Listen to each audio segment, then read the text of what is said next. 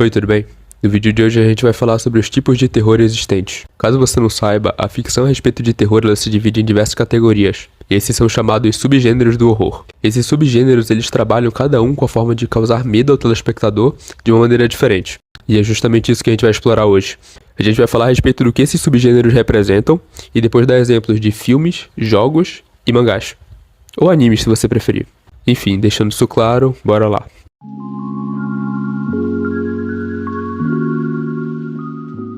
O body horror é um subgênero de terror que apresenta intencionalmente violações gráficas ou psicológicas do corpo humano.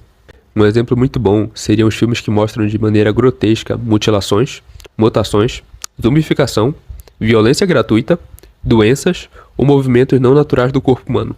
O sucesso desse gênero vem da sensação que o público sente ao se deparar com obras desse tipo. Segundo o livro Horror Literature True History, o gênero body horror celebra a capacidade e potencialidade transformadora inerentes ao corpo. Essas transformações corporais são sempre apresentadas de maneira ambígua. O que isso quer dizer? Essas transformações que o corpo sofre, elas podem ser vistas tanto como libertadoras quanto repulsivas. Para alguns vai ser algo nojento e para outras pessoas pode ser interpretado como algo mais filosófico, como se fosse uma libertação ou algo do tipo. Exemplos muito bons de body horror em filmes seriam A Mosca, Suspiro, Enigma de Outro Mundo e Antiviral.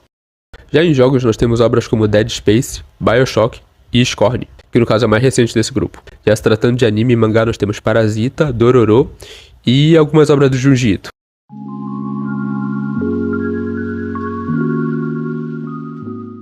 Found footage é uma experiência no qual o trabalho é apresentado como se fosse uma descoberta sobre um filme ou um vídeo amador. São eventos que normalmente são vistos através de câmeras de segurança ou alguma câmera que algum personagem da história carrega. O que acaba fazendo com que, de todos os gêneros que eu vou falar aqui, o found footage ele acaba sendo mais realista. Ou pelo menos o que tenta se passar pelo mais realista até agora. Com atuações de personagens normalmente mostrados em rotina. Como se fosse algo descontraído que por trás esconde uma verdade assustadora. Agora, de exemplos de filmes que nós podemos citar de found footage, tem Holocausto Canibal, Atividade Paranormal, Hack e o mais famoso dessa lista, A Bruxa de Blair. Se tratando de jogos nós temos The Final Take, Slender The Arrival e Outlast.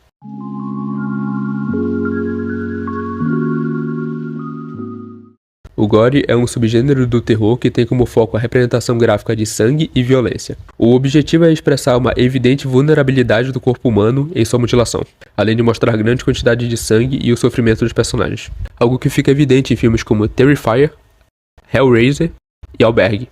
Olha, eu não quero ser tendencioso, mas Terrifier é muito bom, dá uma chance. Já em jogos nós temos Hotline Miami, Outlast de novo e The Evil Within. Já exemplos de mangás nós temos Berserker, Chainsaw Man e Claymore, que pra muita gente pode não ser considerado terror, mas ele traz elementos do gore horror, então acho que vale a pena citar. É possível que ao longo do vídeo eu acabe citando o mesmo jogo ou o mesmo filme para várias categorias, porque o terror não é uma coisa só, às vezes você tem misturas de categorias numa mesma obra. Você pode ter num filme diferentes facetas do terror sendo trabalhadas, o que acaba fazendo com que esse filme ou jogo não se encaixe apenas em um tipo de subgênero do terror, mas em vários.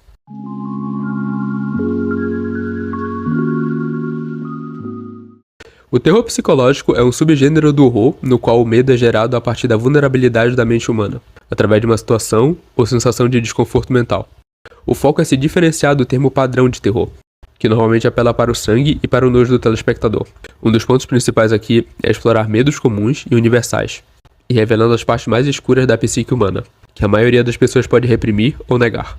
O que fica evidente em filmes como Midsommar, O Segredo da Cabana e O Iluminado, ou em jogos como The Watson Scott Test, Type to Continue e The Interview.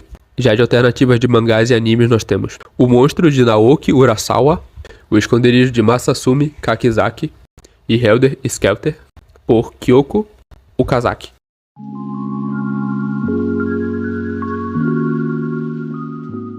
De todos os subgêneros do terror, o slasher é com certeza um dos mais assistidos. É um subgênero que envolve assassinos e psicopatas que matam aleatoriamente. Normalmente são obras de baixo orçamento, que são constantemente nomeados como obras de categoria B, sendo uma característica dessas obras o excesso de sangue e um assassino marcante, além de muita morte de personagens. O que fica evidente em filmes como Halloween, Candyman e Uma Noite de Crime, ou em jogos como Stay Out of the House, Night Gates of Hell e The Mortuary Assistant. em mangás como The Pumpkin Night, Another e Gantz.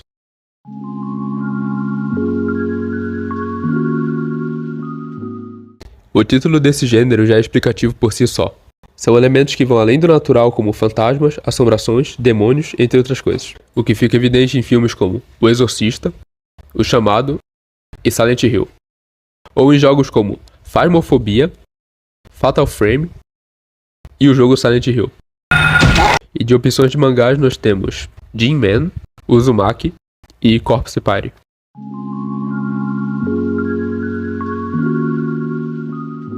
O horror cósmico é com certeza um dos menos conhecidos dessa lista, e provavelmente um dos mais difíceis de se reproduzir. É um subgênero do terror que surgiu com H.P. Lovecraft, que usou o termo pela primeira vez para se referir a um de seus personagens, sendo mais específico era o Cthulhu. E por definição, o horror cósmico se trata de seres transcendentes, que estão muitas vezes além da compreensão humana, e muitos deles estão normalmente ligados à origem do universo. E diferente de outros monstros da ficção, aqui simplesmente a entidade não pode ser derrotada, ou pelo menos não na maioria das vezes.